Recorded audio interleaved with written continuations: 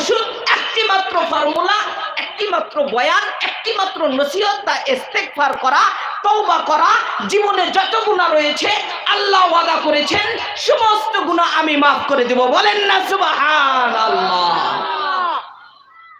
এখন তওবা শব্দটা আরবি শব্দ, ভূমিকা আপনারা খুব ভালোভাবে শুনবেন, এরপরে আলোচনা করব। তাওবা আর তাওবাতু অনুশোচনা করা, নিজের গর্দানকে নিচু করা, আল্লাহর কাছে ইস্তেগফার করা, এর নাম হলো তওবা। এর নাম কি?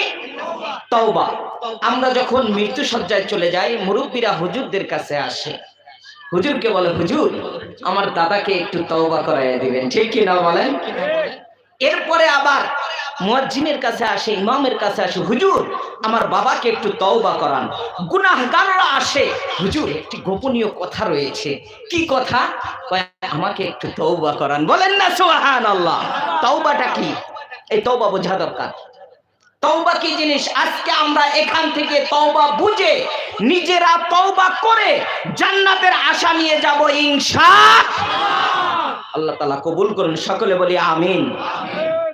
তওবা মানে অনুশোচনা করা। আপনি উদাহরণস্বরূপ বিড়ি খান, এখন বিড়ি খেয়ে আপনি তওবা করবেন, হুজুরের কাছে আসছেন, হুজুর আমি তওবা করব। এর মানে হলো আপনি অতীতে 60 বছর বিড়ি খেয়েছেন, 50 বছর বিড়ি খেয়েছেন।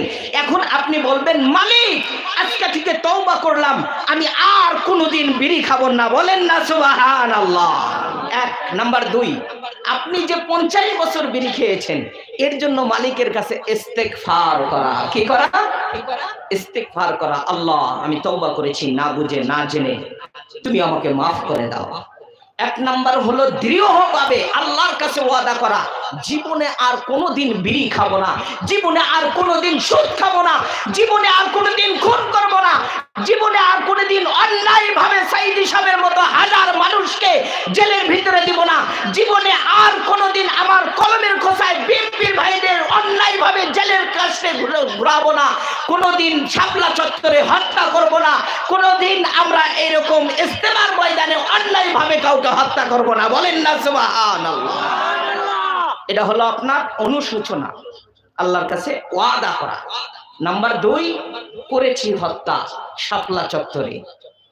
এখন মালিক তো গফফার, আপনি যদি চোখের পানি ছেড়ে দিয়ে বলেন, আল্লাহ সেই পিলখানার হত্যা আমার মনে হয়েছে, আমি অন্যায় করেছি, আমার বিএনপির ভাইদের উপরে আঘাত করেছি, তুমি যদি গফফার হয়ে থাকো আমাকে মাফ করে দাও। বলেন না সুবহানাল্লাহ। এরপরে এখন ভবিষ্যৎ, আমি আর কোনোদিন কাউকে হত্যা করব না। এক নাম্বার হলো দৃঢ়ভাবে ওয়াদা করা, 2 নাম্বার যা করেছি তার জন্য অনুশোচনা করা, 3 নাম্বার হলো আর ভবিষ্যতে করব না, এই একটি অঙ্গীকার নিজের মধ্যে নিয়ে আসা, এর নাম হলো তওবা। বলেন সুবহানাল্লাহ। এখন আপনারা যারা এখানে উপস্থিত আছেন, আমার মা বোনেরা যারা আছে, আশেপাশে মাইকের আওয়াজ যতদূর যাচ্ছে তাদেরকে বলবো, আপনারা কি বুকে হাত দিয়ে বলতে পারবেন আমরা গুনাহ করি নাই? বলতে পারবেন? নবী ছাড়া সাহাবারাও গুনাহ করেছে, নবী শুধু আল্লাহ তাদের গুনাহ উঠিয়ে দিয়েছেন, সাহাবারা গুনাহ করেছে, নবীজি শিক্ষা দিয়েছেন, তওবা করো তোমাদের নামের শেষে পবিত্রতা অর্জন আসবে। রাদিয়াল্লাহু তাআলা আনহুম। বলে সুবহানাল্লাহ। তাহলে নবী ছাড়া যারা গুনাহ করেছে আল্লাহ রাব্বুল আলামিন পদ্ধতি শিখিয়ে দিয়েছেন, তুমি তওবা করো, ইস্তেগফার করো। কোন ব্যক্তি যদি তওবা করে, মুসলমান ভাইরা আমার গভীর মনোযোগ, বাইতুন নাজাত জামে মসজিদের আজকের আয়োজিত মাহফিলের যারা অনুষ্ঠানে উপস্থিত হয়েছেন, প্যান্ডেলে এসেছেন, তাদেরকে বলি খুব গভীর মনোযোগ দিয়ে শুনবেন। আল্লাহ রাব্বুল আলামিন বলেছেন, যারা গুনাহ করে প্রথম মানুষ থেকে আদম থেকে ভুলের সংখ্যা চলে এসেছে। আদম আলাইহিস সালাতু ওয়াস সালাম ভুল করেছিলেন, একটি ভুল করে সে গন্ধম গাছের ফল খেয়েছিল। তেমনি মানব জাতি ভুল করবে। আল্লাহ রাব্বুল আলামিন বলেন, ইল্লা মান তাবা ওয়া আমানা ওয়া আমিলা আমালান সালিহা, যে ব্যক্তি তওবা করবে, আমি রবের উপরে বিশ্বাস রেখে এবং ভালো কাজগুলো করতে থাকবে, আমি রব ওয়াদা করে দিলাম তার জীবনের গুনাহগুলো মাফ হয়ে যাবে। বলেন না সুবহান। জীবনের গুনাহ মাফ হবে। এখন প্রশ্ন করব, উত্তর দেবে। আপনি আপনার 60 বছরে গুনাহ করেছেন একটি একটি করে, সেকেন্ডে সেকেন্ডে, মিনিটে মিনিটে হিসাব করে দেন, লক্ষ লক্ষ গুনাহ করেছেন, ঠিক কিনা বলেন? বুঝে মাধ্যমে, অবুঝে, পরিবেশে করে, শয়তানের ধোকায় করে, যে কোনো মাধ্যমে, বন্ধুদের পাল্লায় করে আপনি গুনাহ করেছেন। গুনার কোনো শেষ নাই।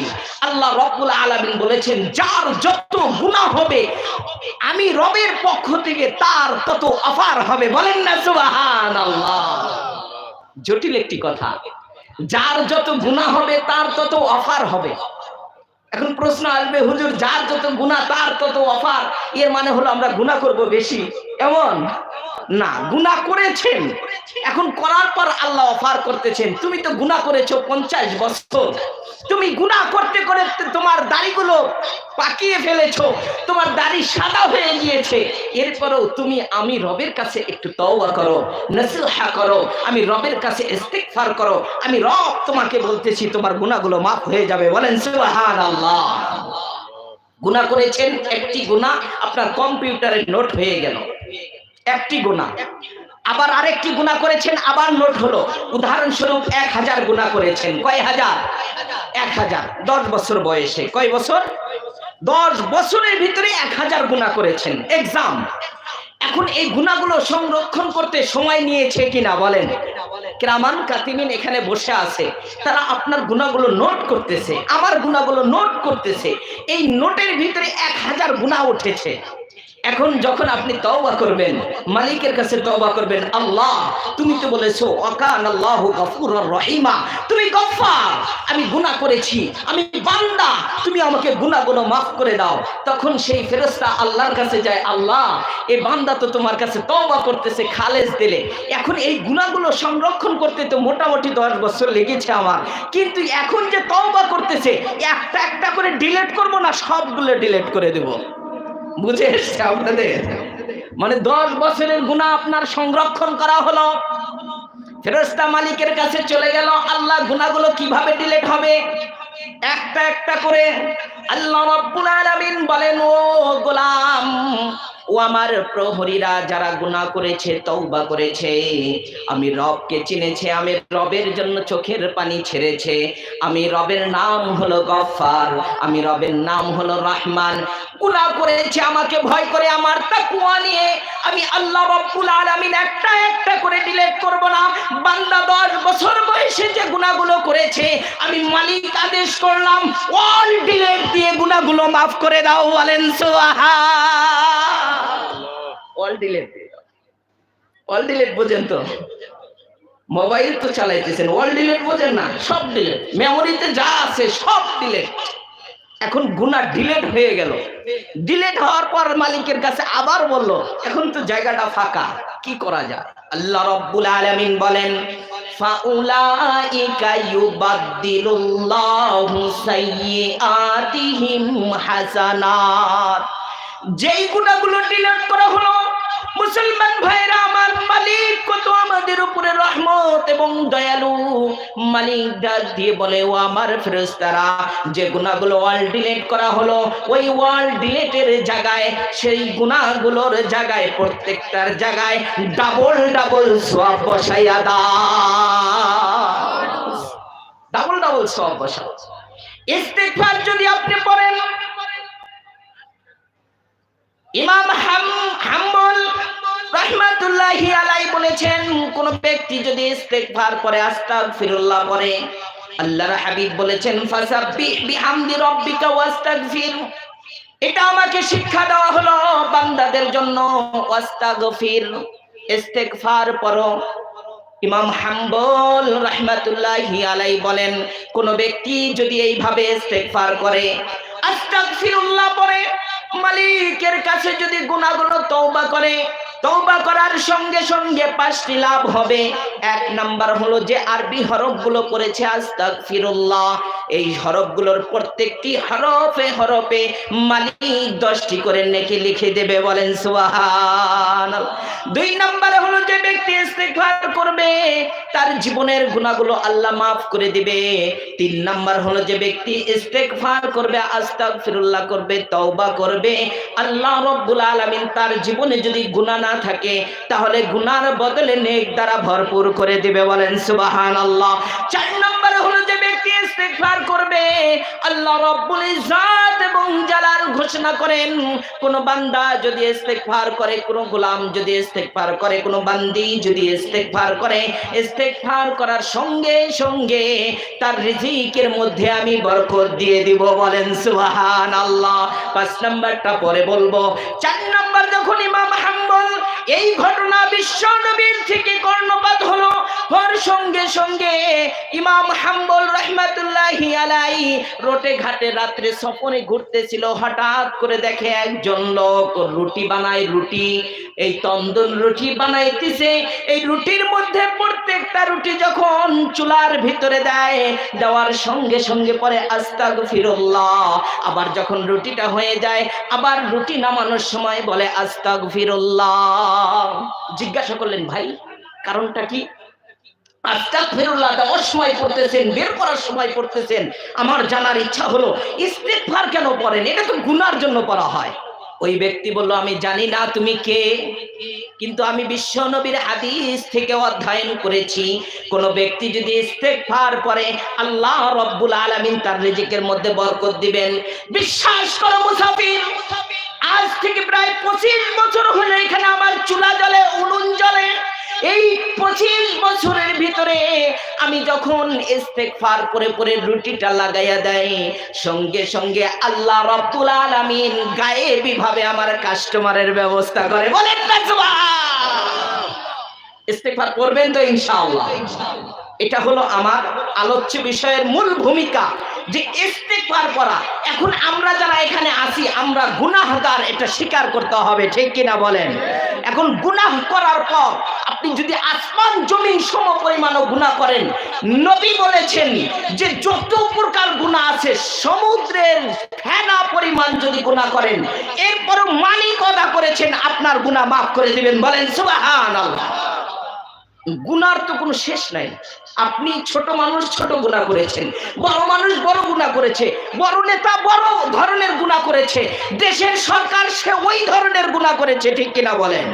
কাহর গুনাহ কাহর সাথে কখনো সমান হবে না। জান্নাতে যদি যেতে চাই তাহলে তওবা করতে হবে, আর তওবা যদি আমার কবুল হয় মালিককে ওয়াদা করেছেন তাহলে আপনার কি গুনাহ মাফ হয়ে যাবে।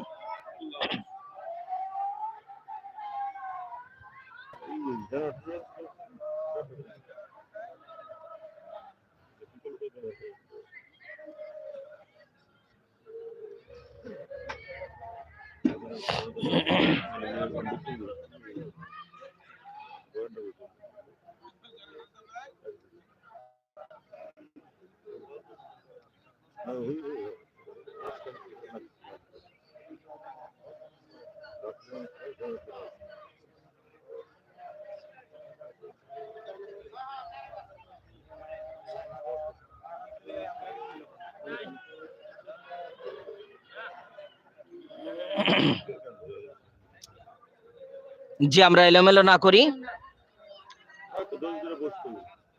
সবাই ধৈর্য ধরে বসি, যাই না তুই লোক যায় না যায়।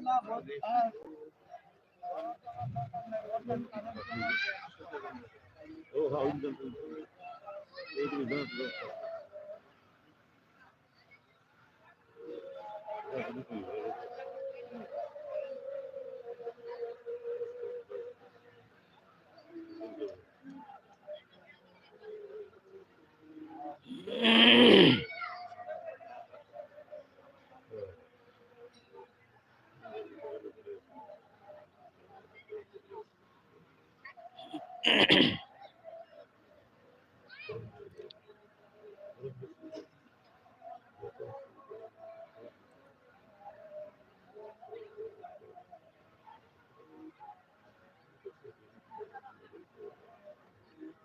আমরা জিকির করি লা ইলাহা জোরে লা ইলাহা ইল্লাল্লাহ লা ইলাহা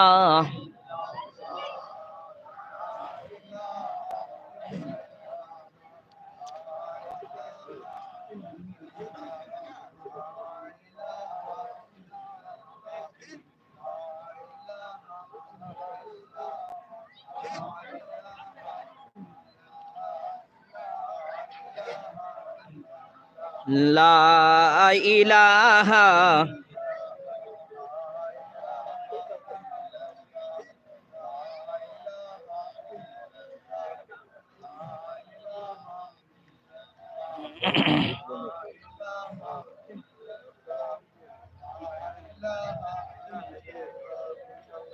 লা ইলাহা ইল্লাল্লাহ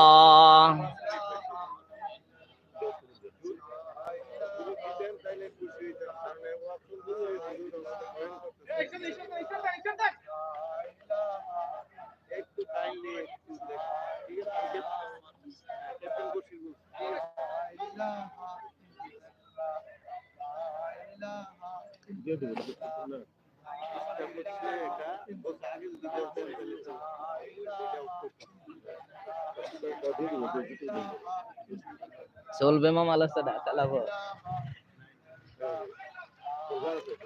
লা ইলাহা ইল্লাল্লাহু মুহাম্মাদুর রাসূলুল্লাহ সাল্লাল্লাহু চলবে আলোচনা ইনশাআল্লাহ। তওবা করতে হবে। তওবার ছোট্ট একটি ঘটনা আমরা শুনি। সাদ নামক একজন সাহাবী, সাদ তিন কালো আল্লাহর কাছে সবচেয়ে ভালো ছিল, বলেন না সুবহানাল্লাহ। কয় কালো? এক নাম্বার হলো বেলালের হাবশী রাদিয়াল্লাহু তাআলা আনহু কালো ছিলেন। দুই নম্বরে হলো লোকমান হাকিম কালো ছিলেন। তিন নম্বরে হলো সাদ নামক একজন আনসার সাহাবী কালো ছিলেন।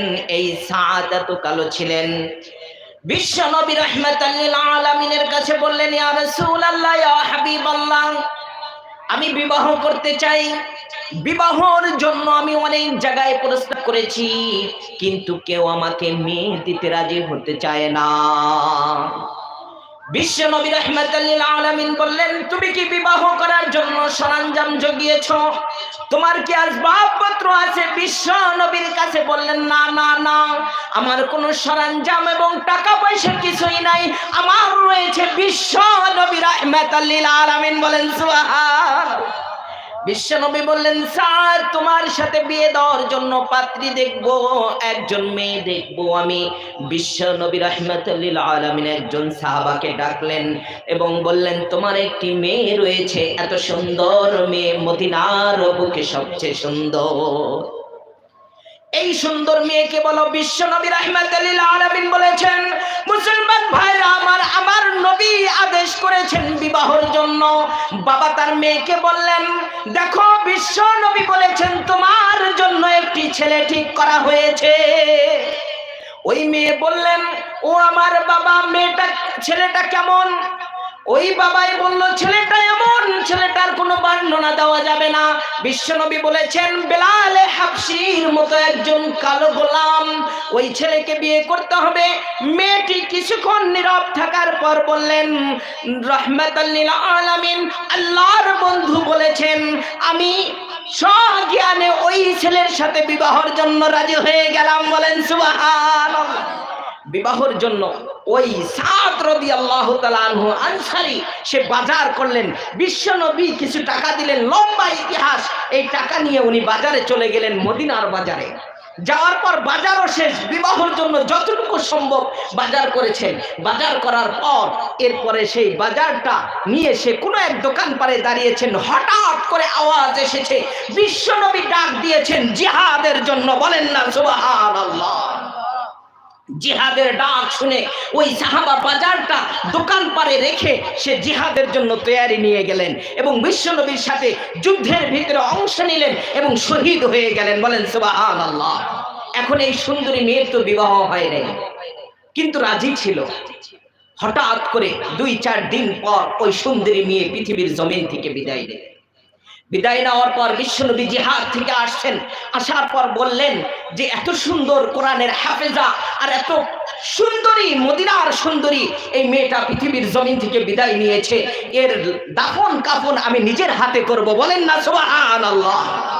বিশ্বনবী দাফন কাফন সারলেন, ঠিক মাগরিবের সময় দাফন শেষ করে চলে আসছেন। আসার পর সেই মদিনাতে একজন চোর ছিল, শুধু কাফনের কাপড় চুরি করত। কিসের কাপড়? কাফনের কাপড়। তার ব্যবসায়ী ছিল কাফনের কাপড় চুরি করা। ফকি আবুল লাইস সমরকন্দি চোখে দেখা কবরের আযাবের ভিতরে বিস্তারিত ঘটনা উল্লেখ করেছেন যে যখন এই চোর শুনলো মদিনার বুকে একজন নারী আজকে ইন্তেকাল করেছে, তার 5টি কাপড় আছে, এই 5টি কাপড় যদি আমি চুরি করতে পারি তাহলে তো বিক্রি করে আমার সন্তানের জন্য রিজিকের ফয়সালা হবে। চোর চিন্তা করলো যখন নবীজি চলে আসবেন তখন অন্ধকার হয়ে যাবে আর আমি সেই কবর খনন করা শুরু করব আর কাফনের কাপড়টা চুরি করব। কাফন চুরি করার নিয়াতে সে বের হয়ে গেল, সবাই চলে গেল আর চোর সেখানে কবরস্থানে উপস্থিত, চুরি করবেন। এখন যখন সেই কবর খনন করা হলো, খনন করে বাস্তবে 5টা কাপড় চুরি করলে আসলে তার মনের ভিতরে কোনো শয়তানি ছিল না যে কাপড়ের কাপড় চুরি করে বিক্রি করে তার সন্তানের রিজিকের ফয়সালা করবে। যখন কাপড়ের কাপড়টা প্রথম কাপড় খোলা হলো, একের পর এক এই কাপড়ের কাপড় খুলে সব সমাপ্ত করার পর শেষ কাপড় যেটা ছিল, এই শেষ কাপড় খোলার সময় শয়তান উপস্থিত হয়ে গেল। যুবক, তুমি আজকে যে নারীর কাফনের কাপড় চুরি করার জন্য এসেছো, ও যুবক, জীবনে অনেক কাপড় চুরি করেছে তুমি, এমন সুন্দরী একটি নারীর কাফনের কাপড় চুরি করার নিয়তে এসেছো। মদিনার জমিনে যেই নারী ছিল সবচেয়ে সুন্দরী, বিশ্বনবী রাহমাতাল লিল আলামিন নিজের হাতে দাফন করেছেন। এত সুন্দর এই নারী, এত চমকদার এবং এত চেহারা মনোমুগ্ধকর। ও যুবক, তুমি যখন কাফনের কাপড়টা শেষ কাপড়টা খুলে ফেলবে, দেখবে এত সুন্দর নারী আর জীবনে চোখ দেখো নাই। যুবক, সুবর্ণ সুযোগ তোমার। এই নারীর সাথে যদি তুমি জেনা করতে পারো আর যদি তুমি ভোগ বিলাস করতে পারো, তোমার মতো ভাগ্যবান আর কোনো ব্যক্তি থাকবে না। শয়তান যখন বারবার যুবককে ধোঁকা দিল, শয়তানের ধোঁকায় পড়ে এই কাফন চোর কাপড়টা খোলার সঙ্গে সঙ্গে দেখতে পেল এত সুন্দর নারী মদিনার বুকে আর নেই। জেনা করার জন্য চিন্তা ভাবনা করলো এবং জেনা করেই বসলো যতটুকু সম্ভব। যখন জেনা থেকে উঠে কবরের থেকে দাঁড়িয়ে গেল, দাঁড়ানোর সঙ্গে সঙ্গে যুবককে কে যেন আওয়াজ দেয়, ও যুবক, কত গুনাহ না করেছো তুমি, কত পাপ না করেছো। আজকে বিশ্বনবী রাহমাতাল লিল আলামিন নিজের হাতে কাফনের কাফন সে সাজিয়ে দাফন করেছে। এত সুন্দর একটি নারী, হাফেজা নারী, যেই নারী মদিনার বুকে এত সুন্দর ছিল, যেই নারীর মানুষ দেখার জন্য, বখাটে যুবকরা দেখার জন্য কত চেষ্টা করেছে, আল্লাহ রাব্বুল আলামিন হেফাজত করেছেন। সেই নারীর সাথে তুমি জেনার মধ্যে লিপ্ত হয়েছো। ও যুবক, তোমার জীবনের গুনাহগুলো মাফ হতে পারে, কিন্তু মনে হয় আজকের গুনাহ তোমার মাফ হবে না। যুবকের মাথায় বাড়ি, হঠাৎ করে চিন্তায় পড়ে গেল, জীবনে কত কাফনের কাপড় চুরি করেছি, কিন্তু আজকের মতো আওয়াজ তো কখনো আসে নাই।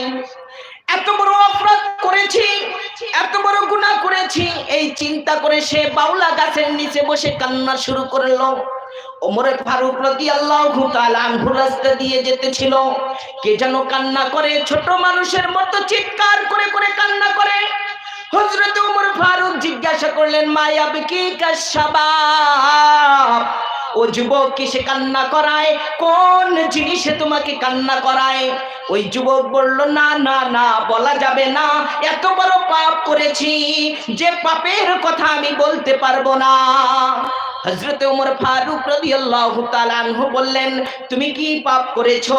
বিশ্বনবীর দরবারে চলো, বিশ্বনবী রাহমাতুল লিল আলামিনের কাছে বলো, তাহলে বিশ্বনবী তোমার জন্য ফয়সালা করবে। যুবক একবার, দুইবার, তিনবার বলার পর বিশ্বনবীর কাছে চলে গেলেন। যাওয়ার পর দরজার পাশে দাঁড়িয়ে বিশ্ব নবীর কাছে অনুমতি নিয়ে পাশে দাঁড়িয়ে বিশ্ব নবী জিজ্ঞাসা করলেন, কি জন্য এসেছো, কোথায় থেকে এসেছো, কি তোমার কারণ? বিশ্ব নবীকে বললেন, ইয়া রাসূলুল্লাহ, বলা সম্ভব নয়, বলা সম্ভব নয়। ওমর ফারুক বললেন যে এত বড় পাপ করেছে যে আপনার কাছে বলতে পারে না, তার শিরোনাম হলো সে এত বড় পাপ করেছে, তার মুখ থেকেই আমরা বুঝতে পারবো। নবীজি জিজ্ঞাসা করলেন, ও যুবক, তুমি বলো কি গুনাহ করেছো? যুবক বলে না, বিশ্ব নবী বলেন, তুমি কি আসমানের থেকে বেশি গুনাহ করেছো? তুমি কি জমিন থেকে বেশি গুনাহ করেছো? তুমি কি সাগর থেকে বেশি গুনাহ করেছো? যুবক বললেন, আসমান জমিন গাছপালা তরুলতা সাগর নদী ঢেউ তার থেকেও বেশি গুনাহ করেছি। বিশ্ব নবীকে বললেন, কি গুনাহ করেছো যুবক? তুমি বলো। মৃত্যু লাশের সাথে এইভাবে জেনা করেছি যেই লাশটি আপনি নিজের হাতে দাফন করেছেন।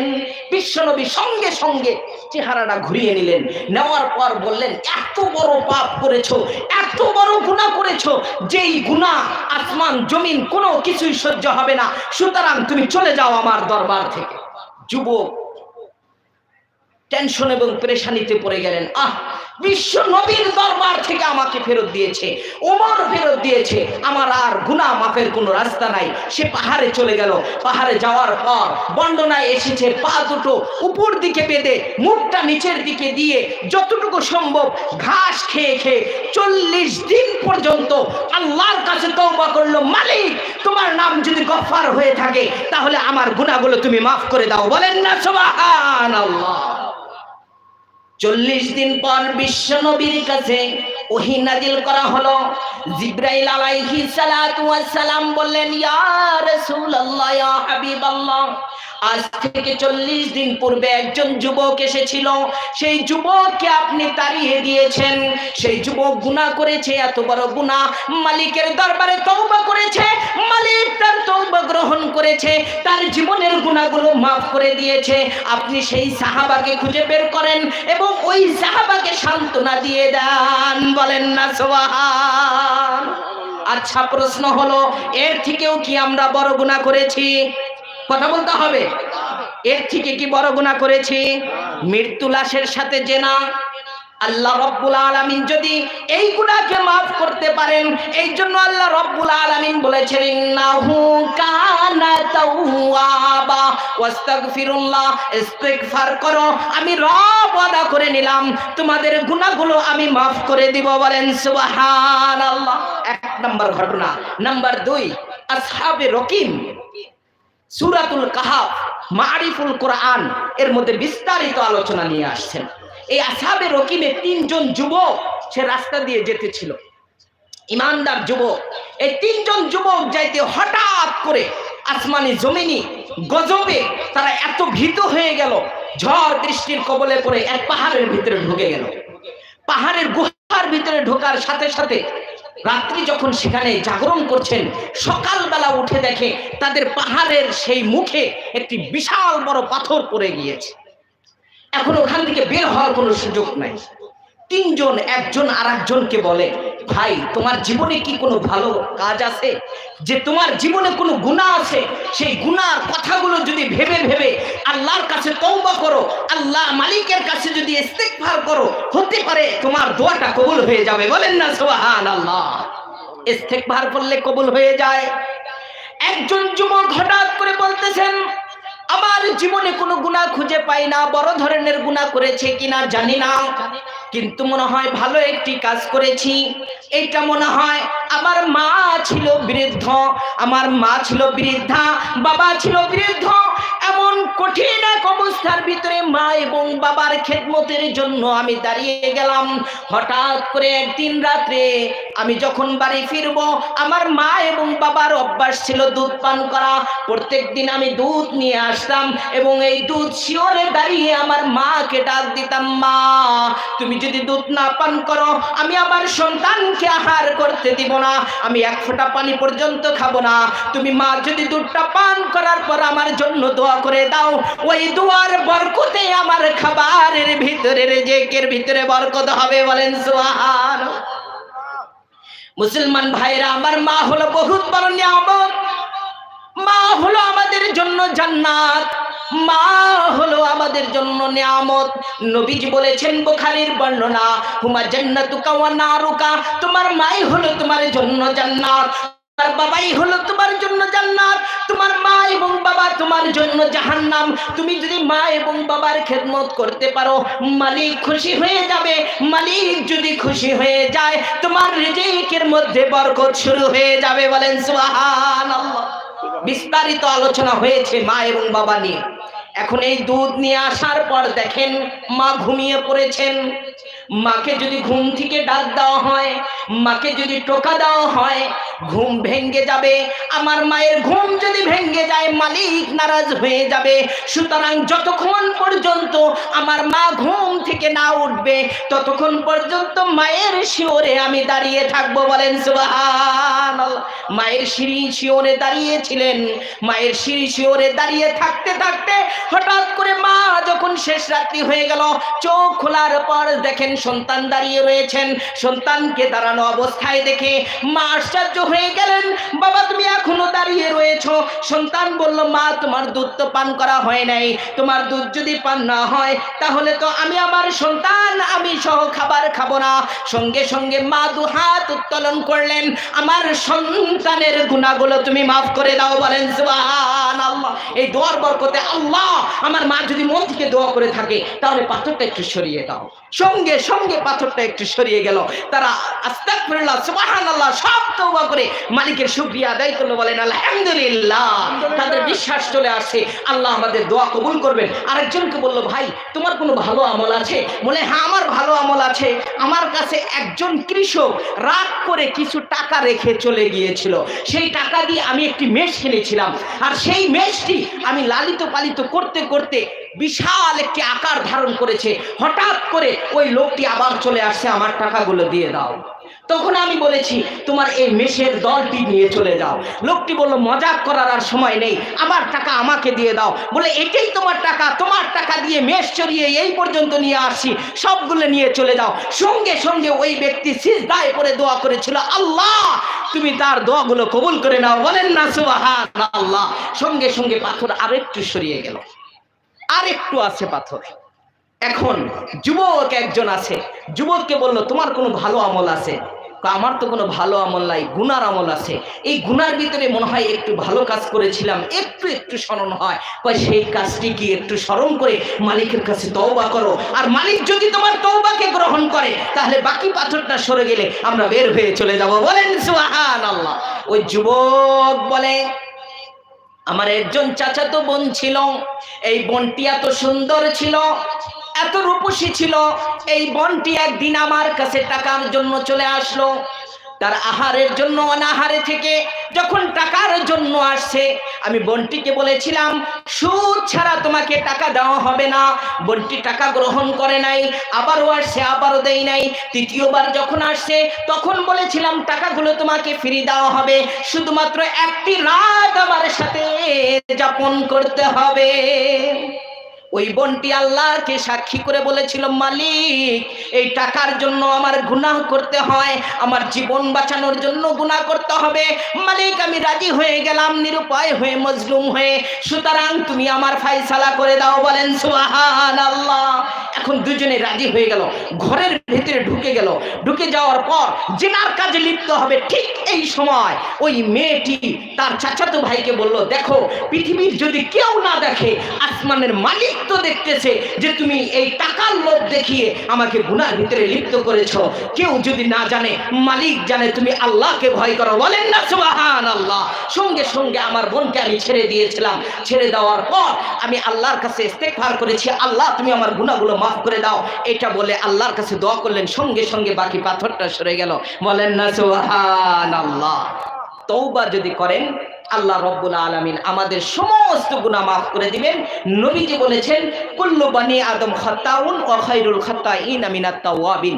প্রত্যেক বনি আদম গুনাহ করবে, আর যদি তারা তওবা করে আল্লাহ রব্বুল আলামিন তাদের তওবাকে গ্রহণ করবেন এবং তাদের গুনাহগুলো মাফ করে দিবেন। তারা নিষ্পাপ বাচ্চার মতো হয়ে যাবে। বলেন না সুবহানাল্লাহ। আল্লাহ রব্বুল আলামিন আমাদের বেশি বেশি করে তওবা করার জন্য তৌফিক দান করুন। বাকি আলোচনা ইনশাআল্লাহ সুযোগ হলে করব। ওমা তৌফিক ইল্লা বিল্লাহ। আমার শ্রদ্ধেয় মামাজি এসেছেন, সারা বাংলার আলোড়ন সৃষ্টিকারী শরীফ হুসাইন নুরি। আমরা চিনি তো সবাই। মনোমুগ্ধকর আলোচনা করবেন, ধৈর্য ধারণ করে আমরা আলোচনা শুনবো। এরপরে প্রধান বক্তা ওঠার সঙ্গে সঙ্গে